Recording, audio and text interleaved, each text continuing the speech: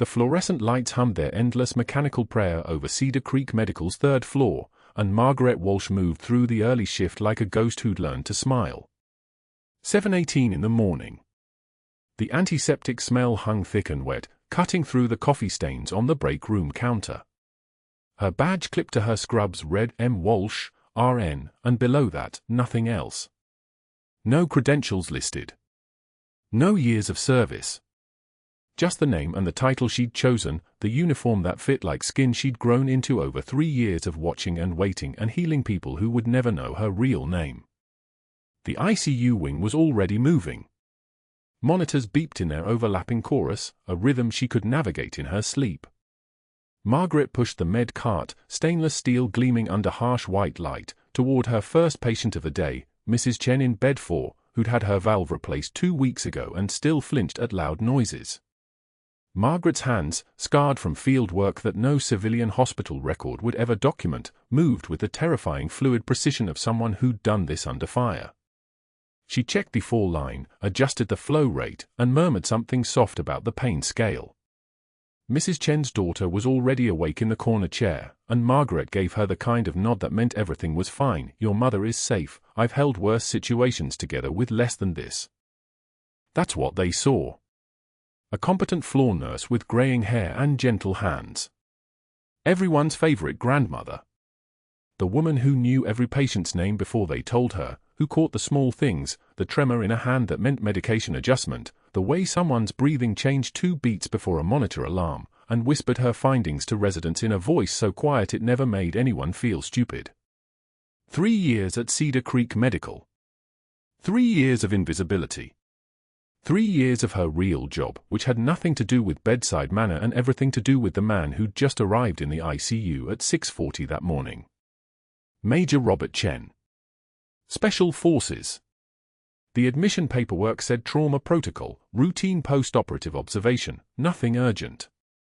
But Margaret had been waiting for him since the day her son David enlisted, since the day she'd received the folded flag and the handwritten note in a careful soldier's print, * Captain Walsh, I'm bringing him home. I promised. *. She didn't rush. She never rushed.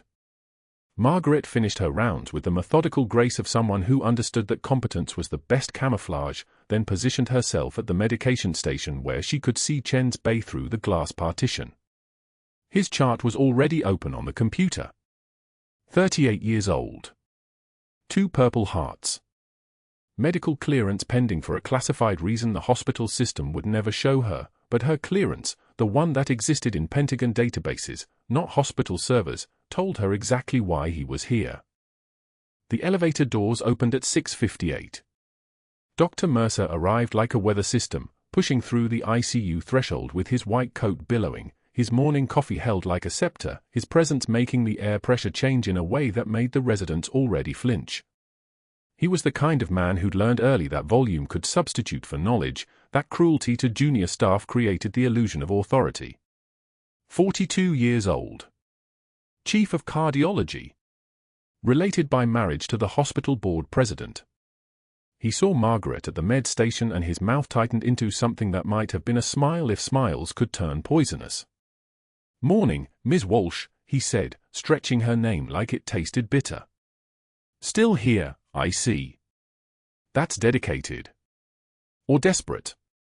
Hard to tell. Margaret checked the 4 bag in her hands. The label read heparin, 5,000 units ml. She didn't look up. Good morning, doctor. That was his first test. Would she engage? Would she defend? Would she give him the reaction he'd learned to hunt for? Instead, Margaret simply moved to the next patient, her movements efficient, her voice level, nothing in her bearing suggesting she'd heard him at all. She'd learned in Baghdad that the best response to a bully was not a louder voice, but the kind of calm that suggested you'd survived things he couldn't imagine. The real performance came at 7:45 during grand rounds. Dr. Mercer gathered his residents in the hallway outside the ICU, 12 of them, fresh and terrified and eager to impress, and pulled Margaret's charting up on the wall-mounted screen for all to see. Her notes from the night shift. Careful documentation of vital signs, medication administration, patient response. Textbook nursing. Mercer magnified her handwriting until it covered half the screen. "This here," he said, pointing with his coffee cup, "is an example of what we don't want. Nursing independence. Dangerous nursing independence. Look at this assessment." She notes that the patient showed signs of fluid overload based on, he laughed, actually laughed, based on her interpretation of what she thought she heard through the stethoscope. He turned to the residents. Who in this room would trust their cardiac diagnosis to a nurse's ear? Hands? No hands went up. The residents stared at their shoes.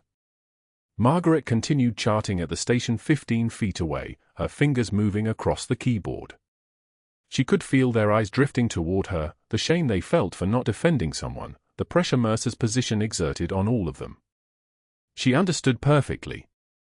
She'd seen the same dynamic in forward operating bases, where junior soldiers learned that survival meant alignment with whoever held rank. "She's a floor nurse," Mercer continued, his voice carrying that particular blend of contempt reserved for people he'd decided were beneath him.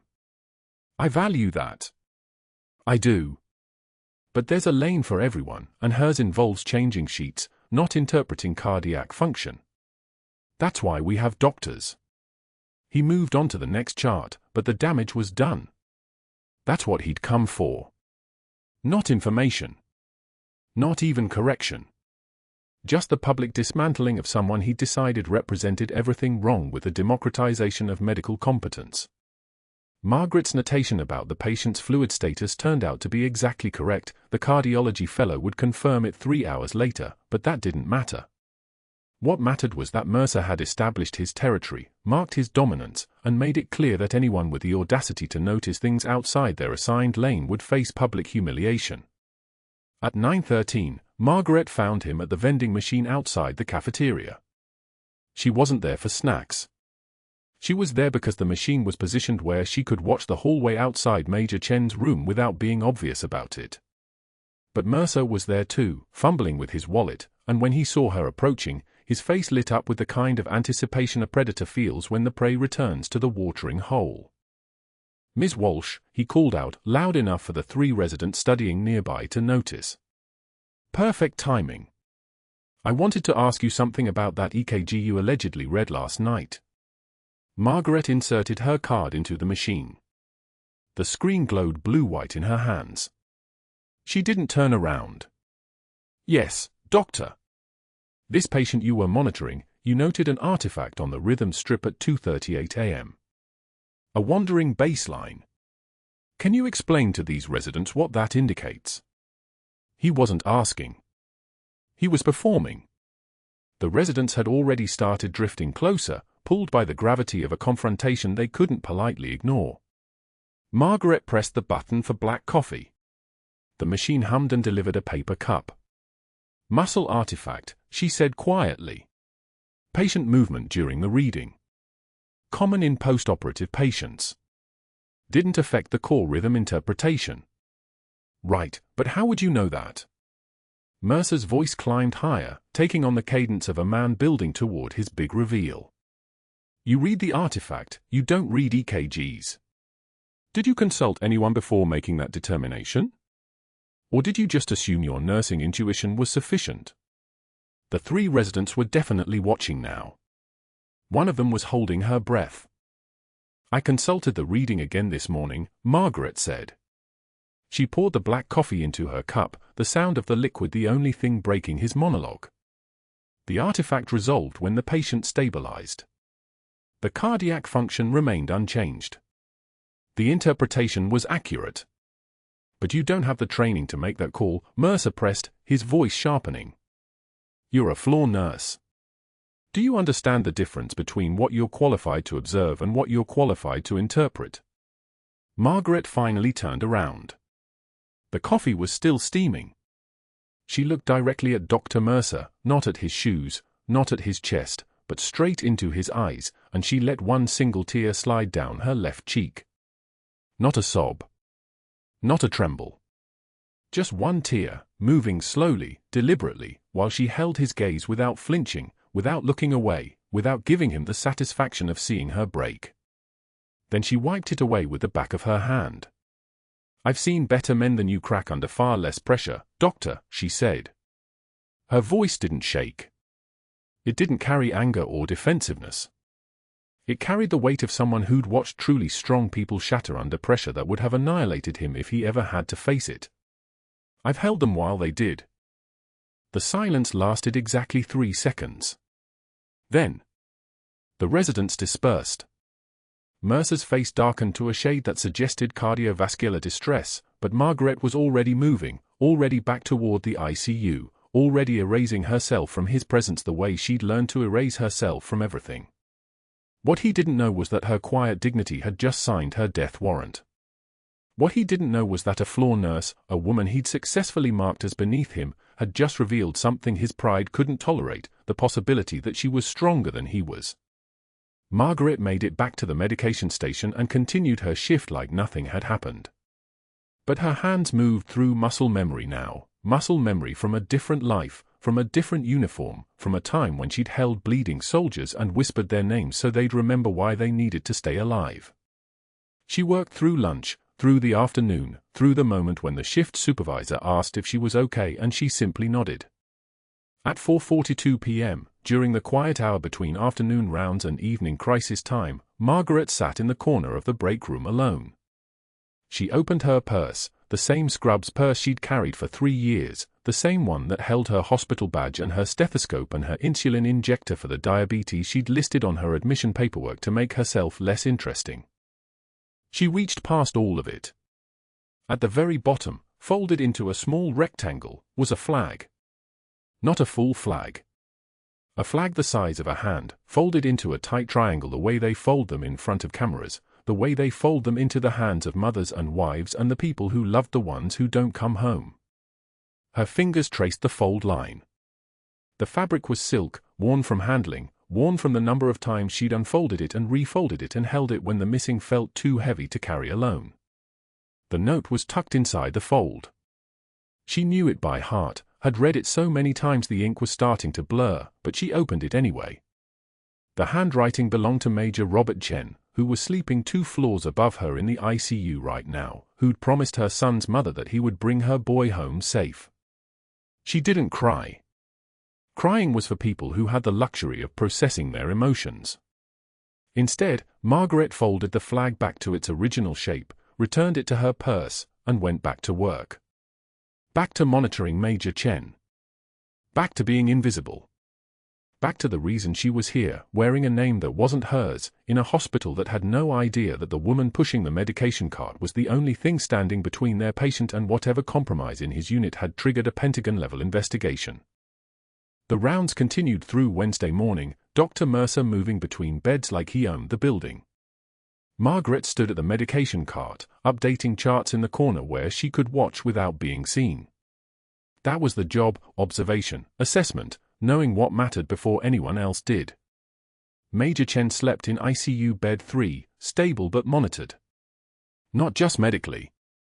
Everything about his unit, his communications, his visitors. The Pentagon's questions had been specific. Was there a leak? Who had access? Who could it be? Captain Margaret Walsh, Army Intelligence, had been embedded at Cedar Creek for 6 weeks, wearing scrubs instead of dress uniform, pushing medications instead of conducting interrogations. The problem was Dr. Mercer. He stopped at a patient's bedside during morning rounds, his voice sliding into that particular tone he reserved for Margaret. Loud enough for everyone to hear. The residents trailed behind him like pilot fish following a shark, their notebooks ready, their faces arranged in expressions of clinical seriousness that masked the gossip they were already cataloguing. "Ms. Walsh," he called, not looking at her directly. "Perhaps you could enlighten the team about the current medication protocol for our septic patient in bed 6. Since you seem to have such innovative ideas about nursing practice." The residents exchanged glances. One of them actually smirked. Margaret set down her pen and walked to the bedside, her movements measured, her voice steady. "Standard protocol. Broad-spectrum antibiotics pending culture results. Vasopressor support if MAP drops below 60. She paused. Which it hasn't. The last part was quiet, directed at Mercer. A correction, gentle enough that it seemed like clarification but loaded enough that anyone listening would understand. She was right. He was wrong. The room went so quiet you could hear the ventilator hissing in the adjacent bed. Mercer's face flushed a color that didn't look healthy. "That will be all, Ms. Walsh. Your bedside manner is noted." He turned to the residents. "Remember, confidence without competence is the most dangerous thing in medicine. Watch for it. Report it." The group moved on. Margaret returned to the medication cart. One measured breath. That was the protocol she'd learned in places that didn't exist on any map, in situations where showing emotion was a liability. Absorb. Process. Move forward. She'd held dying soldiers in the dark. She'd made calls that sent people into combat zones. A physician's condescension was data, nothing more. But something shifted in the room that morning. One of the younger residents, a woman named Dr. Patel with dark circles under her eyes and a notebook filled with annotations, lingered near Margaret's cart. She looked down at Margaret's hands that had 3 thin white scars running across the knuckles, the kind of damage that came from field trauma, not clumsy dishwashing. Dr. Patel almost asked. Margaret saw the question form in her eyes. But then she glanced toward Mercer and thought better of it. She walked away without speaking. By Thursday afternoon, the vending machine incident had already become a story circulating among the staff. Mercer had been standing by the machines with 3 residents when Margaret needed to refill her water bottle. He'd positioned himself directly in front of her path, not moving. "Gentlemen," he'd said, his voice carrying that rehearsed tone of someone about to deliver a performance, "observe the confidence of someone who believes they're qualified to interpret medical data without formal training. Ms. Walsh, why don't you explain to these doctors how you read an EKG? Walk us through the steps. The residents would benefit from understanding the lay perspective." He'd smiled. The residents hadn't known where to look. Margaret had studied his face for exactly 2 seconds, the way his pupils dilated slightly, the microscopic tightening at the corner of his mouth. He was enjoying this. That was important information. "I'd need an EKG to read," she'd said calmly. "I don't have one in front of me." The residents began to shift. One of them looked genuinely uncomfortable. Mercer had laughed, the sound like a tank idling in a garage, all engine and no purpose. "Of course. Because that would require actual medical knowledge." Margaret had nodded once and walked past him to the vending machine. Behind her, she heard him tell the residents, "That's the problem with nursing.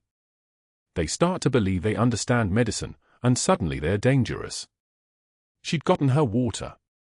She'd returned to the ICU. One measured breath. The security escort threat came on Friday morning during shift change. Margaret had advocated for a medication adjustment for one of Chen's post-op parameters, suggesting that his vasopressor dose was too aggressive given his current perfusion. She presented it quietly, respectfully, in front of Mercer and 2 attending physicians. The data was sound. The recommendation was defensible. She'd done this work in Kandahar province, where second-guessing dosing calculations meant people died, where nurses were the ones who caught errors because they had hands-on continuity of care. "That's a physician decision, Ms. Walsh," Mercer had said, his voice suddenly cold in a way that was worse than anger. "Nursing operates under a scope of practice. When you exceed that scope, you're not practicing medicine, you're committing it." He'd stepped closer. "Do it again, and I'll have security escort you from the building for insubordination. Are we clear?" She'd been silent. That silence carried weight, the kind of weight that came from being underestimated by someone who had no idea who they were speaking to. But Margaret wasn't clear. She was calculating. She was running scenarios. She was running the original mission parameters through her mind like a tactical plan: investigate the unit for security breaches, assess Major Chen for compromise, maintain cover at all costs. Because that was the thing Mercer didn't understand. The nursing job wasn't her escape from her real life. The nursing job was the mission. The scrubs weren't a costume, they were camouflage. and Captain Margaret Walsh, who had served 12 years in Army intelligence, who had conducted surveillance operations across 3 continents, who had trained other operatives in the art of disappearing in plain sight, was currently employed as floor staff at a civilian hospital specifically to get close enough to Chen to determine if his unit had been compromised. If Mercer reported her to administration, if her name came up in an official inquiry, if the hospital brought in outside investigators, which he'd already threatened to do during his earlier performance about her competence, the entire operation would collapse. Her cover would be blown. Her ability to monitor Chen would evaporate. And whatever intelligence breach existed within his unit would continue unchecked. She'd looked at Mercer, let one tear slide down her face, and wiped it without breaking eye contact. "Yes, Doctor. I understand." Then she'd said the one thing she allowed herself, "I've seen better men than you crack under far less pressure." She'd walked away before he could respond. Behind her, she heard one of the attending physicians actually laugh, a short, sharp sound quickly stifled. Mercer didn't follow her. He didn't escalate. He did something worse. He called people. The hospital administrator. The Georgia Nursing Board. People with power. People who could end careers. And Margaret Walsh, Captain Margaret Walsh, returned to monitoring Major Chen with the knowledge that the walls were closing in, that her son David had a commanding officer in the ICU, that everything she'd sacrificed to keep David safe was now dependent on her maintaining a cover that was crumbling in real time. That night, during the quiet hours between 2 and 4 a.m., she sat in the break room with a cup of cold coffee and a window overlooking Atlanta's sleeping skyline. The folded flag from David's fallen teammate was still in her locker. She'd promised to keep his boy safe in Baghdad. She'd been trying to fulfill that promise from inside a hospital, hidden in plain sight, and now the only person who could destroy that mission was a man who saw her as a threat to his ego. The next 48 hours would change everything. The code blue alarm screamed through Cedar Creek Medical at 2:22 a.m. like a siren that had teeth. Margaret heard it from the supply closet where she'd been restocking trauma kits, and her body went rigid for exactly 1 second before the training took over. She moved toward the ICU without breaking stride, her soft-soled shoe soundless on the tile floor, already reading the room before she even saw it.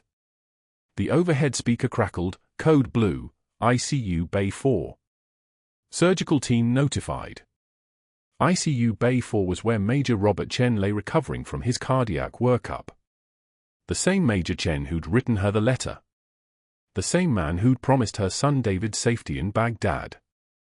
She pushed through the ICU doors and found controlled chaos, residents clustered around the bedside, nurses disconnecting monitors, a respiratory tech bagging Chen with mechanical precision. His skin had gone the color of old concrete. The heart monitor showed a rhythm that had no business keeping a man alive, ventricular fibrillation. The electrical system of his heart was nothing but noise now. "Where's the on-call surgeon?" Margaret's voice didn't rise, but the question cut through the room like a scalpel through tissue. 20 minutes out, someone said. A resident. Young. Terrified. From Grady. Traffic on I-75 is backed up from an accident. 20 minutes.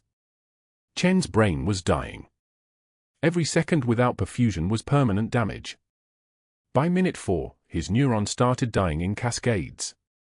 By minute 6, it wouldn't matter if they brought him back, what came back wouldn't be the same man. Margaret saw the monitor, flatline for 34 seconds now. Compressions were ongoing, but they were performing compressions on a stopped engine. They needed to open the chest and do this manually, needed to feel the heart in her hands, needed to massage it back into remembering how to beat. She'd done this twice before.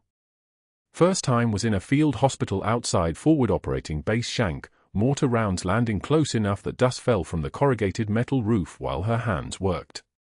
Second time was during a convoy ambush where she'd cracked open the chest of a 22-year-old lance corporal with nothing but a K-bar knife sterilized in her own breath and a prayer she didn't believe in anymore. Both soldiers lived. Both made it home. The moment she stepped closer, something shifted in Margaret's posture like a door swinging open. The timid floor nurse who jumped when doctors snapped their fingers evaporated. What remained moved with a kind of efficiency that comes from muscle memory deeper than bone. I need a thoracotomy tray. Now. Not a request. A command delivered in a voice that had coordinated medevacs across 3 provinces. Sterile field. Chlorhexidine wash. A resident started to move toward the crash cart and hesitated, glancing at the charge nurse. Margaret didn't hesitate. She was already pulling on sterile gloves, ripping them apart with the sound of snapped rubber bands. Move. We're losing him. The tray arrived in 22 seconds. Margaret's hands were already scrubbed, some instinct older than her conscious mind had already moved her to the sink, already let the muscle memory of 1,000 surgical moments guide her fingers under scalding water. She selected the scalpel with the clinical detachment of someone choosing a pen. The blade caught the fluorescent light and fractured it into 1,000 pieces of brightness. "O2 sat?" she asked. 68 and dropping, the tech said. His voice had changed. Uncertainty was melting. He'd heard that tone before, they all had, in some distant part of their training that never fully left their bones. The tone of someone who'd saved lives in places where there was no margin for hesitation. The skin on Chen's left side was pale and taut. Margaret didn't think about protocol or credentialing or what any of the residents watching would report later. She thought about Baghdad. She thought about David's letter. She thought about a man who'd kept his promise, who'd sent her the folded flag with a note in his own careful handwriting, and now she was going to return that favor. She made the first incision at the 5th intercostal space, mid-axillary line, and the scalpel sang through skin with the kind of clean precision that comes from doing something 200 times in your mind before you do it once in reality.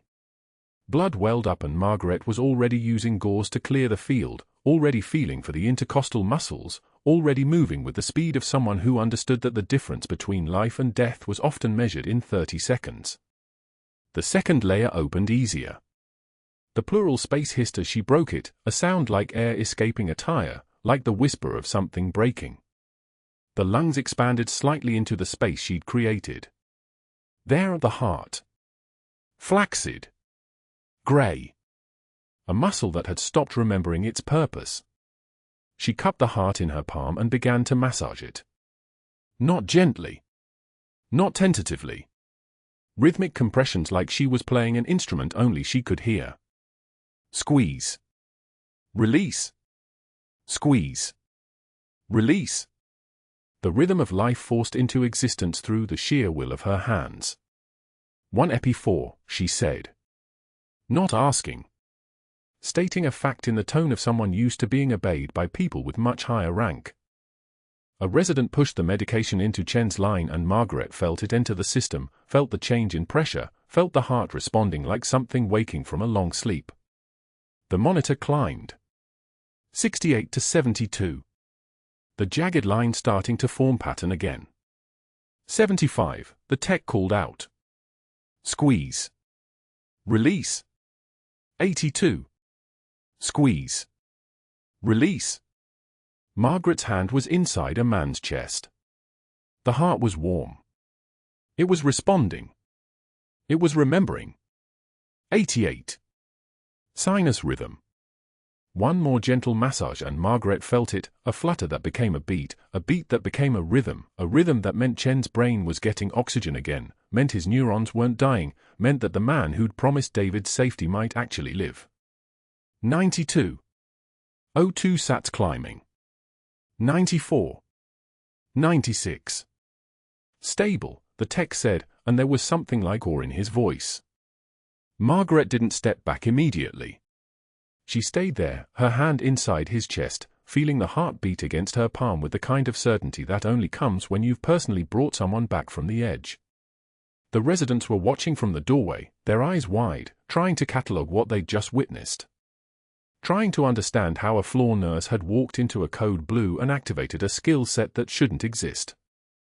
One of them noticed her hands then, the scarring on her knuckles, the thin white line that ran from her wrist to her forearm, tissue damage that never quite healed right because it had been sustained in a place where field dressing meant whatever was clean enough to stop the bleeding. Hands that had held lives together in a mud brick field hospital while mortars landed close enough to rattle the bottles on the shelves. She began to close. Methodical. Precise. Every stitch placed with the economy of someone who'd sewn skin back together by lamplight and diesel generator hum. The next words out of the senior resident's mouth would be questions. In about 90 seconds, someone would mention that Margaret had just performed surgery without a physician's license, without authorization, in violation of about 17 hospital policies and 3 Georgia state regulations. But right now, as Margaret tied the final suture and stepped back, the only sound in the ICU was the steady rhythm of Major Robert Chen's heart coming back to life, monitor beeping, a rhythm that meant he was going to wake up tomorrow, going to remember his name, going to live to keep the promises he'd made to grieving families. The charge nurse met Margaret's eyes as she peeled off her gloves. The older woman's expression was unreadable, but something flickered there, recognition, maybe. Understanding. The smallest nod that acknowledged what had just happened in this room, and who exactly was responsible for it. Margaret moved toward the sink to wash her hands, and that's when she caught her reflection in the polished steel cabinet. For just a moment, she didn't see the floor nurse anymore. She saw Captain Margaret Walsh, looking back at her like a ghost made solid. The mask had slipped. And in the next 48 hours, everyone would understand exactly who had been walking their corridors in soft-soled shoes and quiet dignity the entire time. Dr. Mercer rounded the corner at 2:27 a.m. and stopped dead. Margaret's wrist disappeared into Major Chen's open chest cavity. The surgical lights cast her in pure white. Her hands moved with the terrifying fluid precision of apex predators, fingers finding the heart, beginning manual compression with the practiced rhythm of someone who had done this in sandstorms and IED aftermath. The monitor beeped flatline. No one breathed. Mercer's face drained. Not with shock, with rage. The residents around him stood frozen, watching a floor nurse perform cardiac surgery while their on-call surgeon was still 17 minutes out on the highway. One of them whispered. Another pulled out his phone. Mercer saw it all. Calculated it all. His mouth went thin. The monitor chirped once. Twice. Then the steady beep of returning rhythm. Sinus rhythm, Margaret said quietly. Her eyes never left the scope. Get me 1 milligram epi, push through the central line. O2 sat. 94 and climbing, a resident answered automatically. Mercer turned and walked. He didn't run. He didn't shout. He simply left the ICU and headed toward the elevator, his phone already in his hand. By 3:15 a.m., he had woken the hospital board president, Robert Hayes, a man who sat on 3 country clubs with him and owed him a favor dating back to a charity golf tournament in 2019. Mercer spoke in measured tones about liability, about unlicensed practice, about the legal exposure Cedar Creek faced. Hayes, still in bed beside his wife, listened. By 4:33 a.m., Mercer had filed a complaint with the Georgia Nursing Board. By 5:51 a.m., he had contacted an outside investigator from the State Medical Association named Dr. Patricia Voss, a woman known for aggressive audits and zero tolerance for protocol violations. The network activated without hesitation. No emotion. Just tactical execution. By 7 a.m., Margaret was still documenting in the ICU. Her charting was flawless. Every intervention noted. Every medication dose recorded with exact times. She had just finished the post-crisis paperwork when security appeared at the nurse's station. Margaret Walsh, the officer said. Not a question. She looked up. Already knew. The way his hand rested near his radio. The way his eyes wouldn't quite hold hers. She set down her pen. You're being placed on immediate administrative leave pending investigation, he continued. You need to collect your personal items and exit the building. Your badge is deactivated as of now. The room had gone quiet.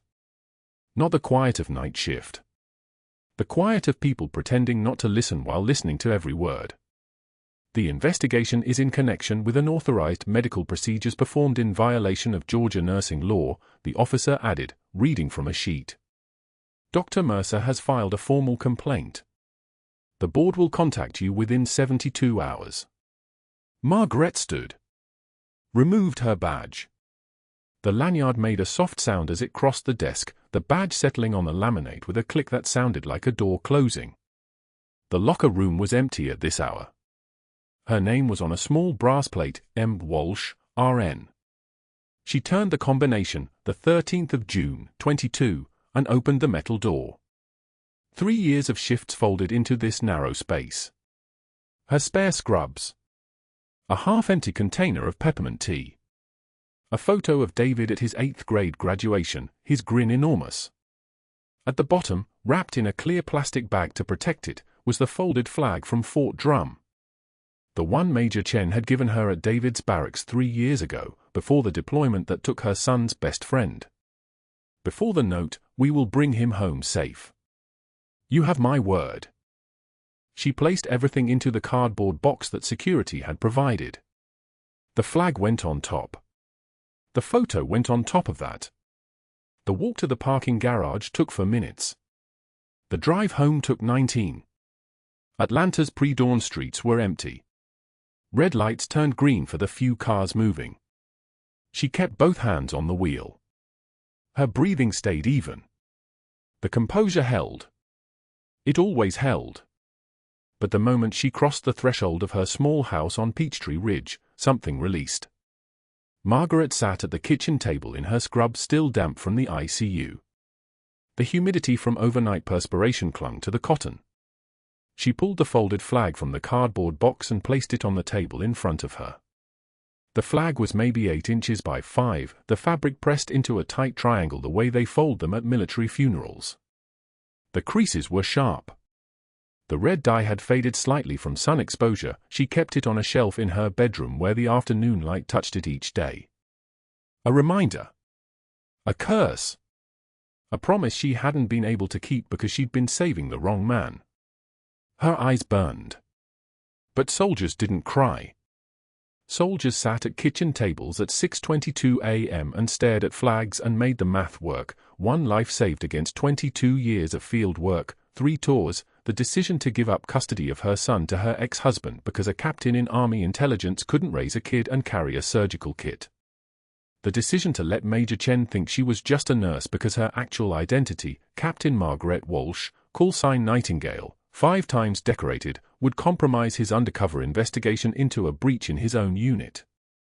The decision to absorb every humiliation Mercer could deliver because the moment she pushed back, the moment she revealed she was more than a floor nurse, the entire operation collapsed. And she had blown it anyway. In one moment. Hands inside a man's chest. Muscle memory taking over. The real version of herself bleeding through the cover story like dark ink through tissue paper.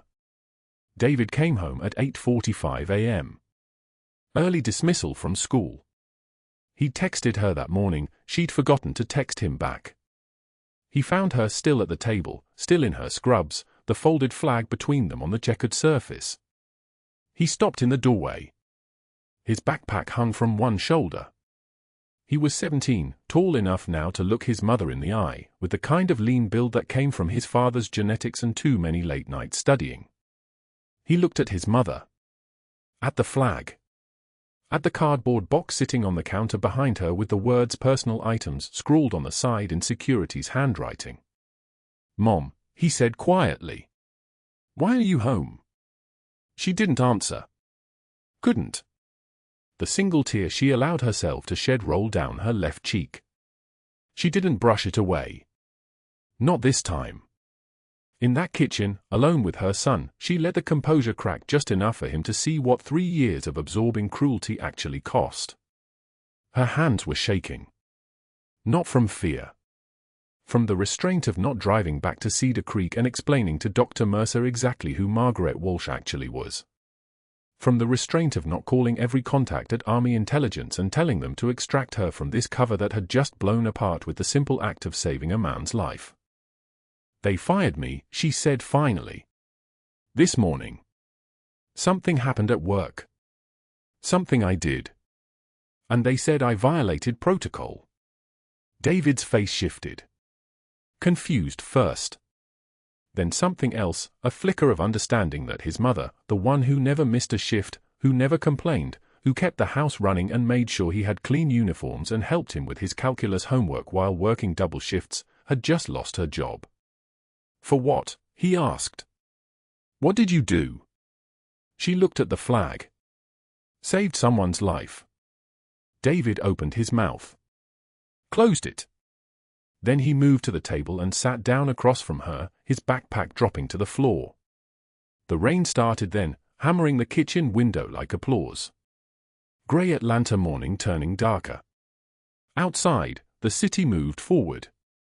Inside, the two of them sat in the space between truth and lies, between who Margaret appeared to be and who Margaret actually was. And neither of them spoke, because speaking would require an explanation that Margaret couldn't give without destroying the mission entirely. But that silence, that impossible, suffocating silence, was already destroying something. David looked at his mother. Really looked at her. At hands that had healed hundreds of strangers but couldn't explain to her own son why saving a life had cost her everything. And somewhere in the building across town, Dr. Mercer was already scheduling his next move. The investigator had questions. The board president had concerns. The network was tightening. But what Dr. Mercer didn't know, what no one at Cedar Creek Medical knew, was that 48 hours from now, everything would change. 48 hours after his mother sat at that kitchen table in wet scrubs, David pushed through the glass doors of Cedar Creek Medical's administrative wing carrying something wrapped in burgundy velvet. The board meeting was already underway, Mercer at the head of the table with his lawsuit draft spread across mahogany, when a 16-year-old in a Fulton County High hoodie walked past the receptionist without breaking stride. Nobody stopped him. They didn't know what was about to happen. David's hands were steady as he unwrapped the shadow box he'd found in the attic, the one his mother had hidden behind winter coats for 3 years. He placed it on the conference table directly in front of Mercer. The room went dead silent. Inside that box, catching the fluorescent light, a distinguished service cross. A bronze star with Combat V device. 2 purple hearts. The medals lay there like weapons. Mom never told me, David said, his voice cracking only slightly. But you need to see these. Mercer's face drained. His mouth opened. Nothing came out. From the ICU bed they'd wheeled into the observation room, Major Robert Chen, still hooked to 3 monitors and an oxygen line, managed to sit up on his elbows. The catheter tugged at his wrist. Pain crossed his face. He didn't care. His voice came out hoarse, barely audible, but every board member leaned forward to hear it, call sign Nightingale. The room crystallized into absolute stillness. A Marine colonel who'd flown into Atlanta at 0400 stepped forward from the back corner. He was in dress blues, and he carried Margaret's full-service record laminated in his hands. His voice was the kind that filled rooms without raising volume. Captain Margaret Walsh, Distinguished Service Cross Citation, Extraordinary Heroism Under Fire, Kandahar Province, June 2013. He paused. Every eye in the room locked on the medals. Performing emergency combat surgical procedures during direct fire that saved 7 lives when her forward surgical team came under attack. Another pause. She did not hesitate. She did not break protocol. She saved those men. Irrelevant, Mercer spat, his control fracturing. Protocol violation is protocol violation, decorated or. The conference room doors opened. A 2-star general in dress uniform walked through. The air pressure changed. Her name tape read Sherman. Her shoulders carried 3 stars on each side. She didn't acknowledge Mercer. She looked at the medals on the table and rendered a slow salute, right hand rising from her side with the precision of someone who'd been saluting for 43 years. Her hand held the position for 3 full seconds before she lowered it. Then she spoke to the board president, not Mercer. The Pentagon placed Captain Walsh at Cedar Creek Medical on direct request. Her unit was under active counterintelligence investigation. Major Chen here is under my command. The intelligence compromise we suspected came from inside his operational structure, and we needed someone with her unique combination of medical credentials and operational training embedded inside this facility to monitor his treatment team without raising flags. General Sherman's eyes finally moved to Mercer. You fired a decorated combat officer for doing exactly what we trained her to do. Saving the life of a soldier under her watch. I caught him, a voice said from the doorway. Torres, the IT director, stepped forward holding a hard drive. Dr. Mercer attempted to delete the security footage of the thoracotomy at 3:24 a.m. yesterday. Surveillance shows him at the server room terminal trying to wipe the file. I preserved every frame and reported the tampering to both the State Medical Board and NCIS. Torres placed the hard drive next to the medals. He tried to bury evidence of his own firing of a decorated officer. The silence lasted longer than before. Then Mercer did what cornered men do, he broke. She violated every protocol. His voice cracked on the second word. Spittle formed at the corner of his mouth. She's a nurse. She doesn't get to. His hands balled into fists. This is absurd. This is a military conspiracy to undermine civilian medical authority. Doctor. General Sherman's single word was a command. Sit down. He didn't sit. He stood there, face purple, mouth opening and closing like a fish pulled from water, his entire career collapsing in real time as 6 witnesses watched the man who'd called security on a decorated officer scramble to justify it to a 2-star general. The board president already had his phone out. The hospital lawyer was standing. Mercer realized, finally, that he was finished. 6 months later, Margaret stood in a Pentagon ceremony hall in navy dress whites, her medals pinned in perfect alignment above her heart, while a rear admiral read the same citation in front of 200 active duty personnel. The audience stood at the end. Somewhere in Atlanta, Dr. Marcus Mercer taught CPR compressions to bored teenagers at Atlanta Community College for $15 an hour. His medical license was suspended pending investigation. His name had been struck from the hospital's rolls. When new students asked who he was, he'd say, just an instructor, and quickly move past it. The ones who'd worked with him at Cedar Creek didn't call him doctor anymore. They didn't call him anything at all. His flinch when someone said doctor was involuntary now, a muscle memory of respect he'd destroyed himself.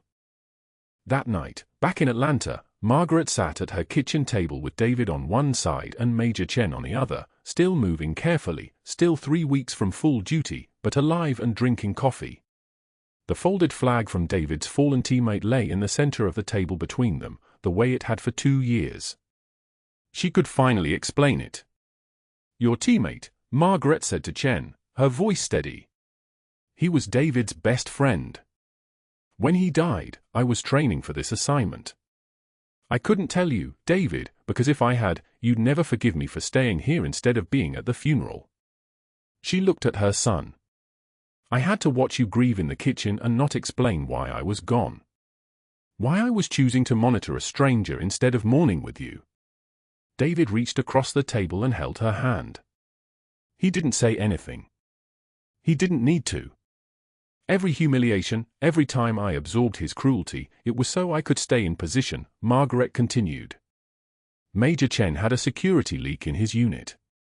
Someone was feeding information that got soldiers killed. We suspected the source was here, someone with access to his medical information. I had to be invisible. A nurse nobody respected. Because the moment I became visible, the moment someone figured out what I actually was, the investigation was compromised. She squeezed David's hand. Your friend didn't die for nothing. The leak was plugged. 3 other soldiers came home because we stopped it. Chen raised his coffee cup slightly, a salute without formality. Nightingale saved 7 in Kandahar. She saved countless more in my unit. Margaret picked up the folded flag, and for the first time in 2 years, she didn't put it away.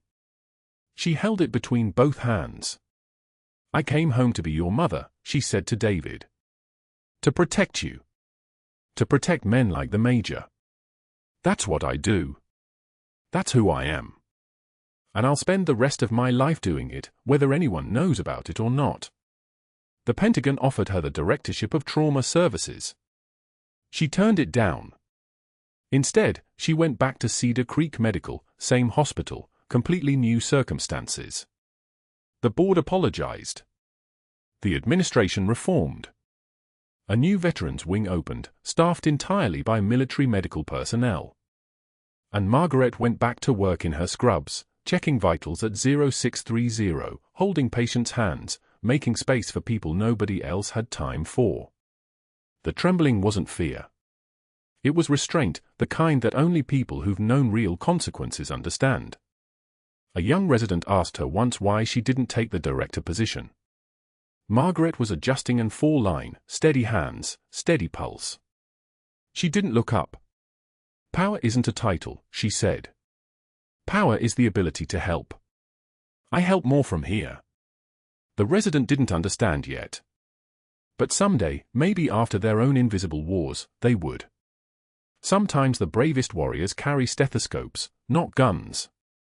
If you're settling in for a good story, you're in the right place. Hit like, subscribe, and tell us in the comments what time of day it is where you are. Let's get back to it.